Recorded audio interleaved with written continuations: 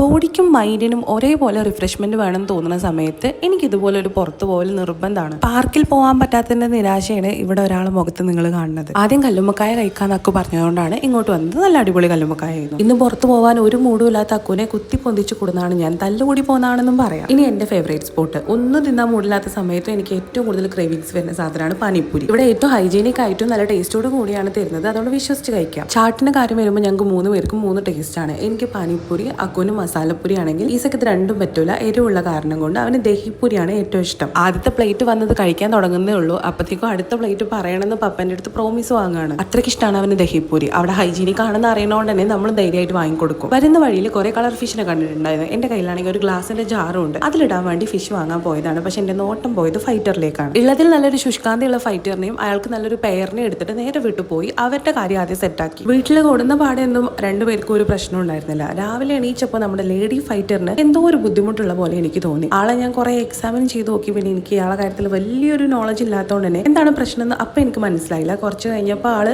ചത്തുപോയി കേട്ടോ. ഇതിനെ കൊണ്ടുവന്ന സമയം മുതൽ എന്റെ കൂടെ ചുറ്റിപ്പറ്റി എല്ലാ കാര്യത്തിൽ നിന്ന ഒരാളുണ്ട്. ആളെ ഞാനിത് ചത്തുപോയി എന്ന് എങ്ങനെ പറഞ്ഞ് മനസ്സിലാക്കും, ഒരു ഐഡിയ ഇല്ല. എന്തായാലും ഇതിന്റെ സങ്കടം മാറ്റാൻ ഒരെണ്ണത്തിന് ഞാൻ എക്സ്ട്രാ വാങ്ങി കൊടുക്കേണ്ടി വരും എന്ന കാര്യത്തിൽ എനിക്ക് യാതൊരു സംശയവുമല്ല. ഇതിനെ അനക്കല്ലാതെ കണ്ട സമയത്ത് ആളെന്നോട് വന്ന് ഭയങ്കര ഇന്നസെന്റ് ആയിട്ട് ഒരു കാര്യം പറയുന്നുണ്ടായിരുന്നു. കേട്ടപ്പോൾ സങ്കടമായി. ചില കാര്യങ്ങൾ അങ്ങനെയാണ്, കുഞ്ഞു മനസ്സിനെ അക്സെപ്റ്റ് ചെയ്യാൻ ഭയങ്കര പാടായിരിക്കും.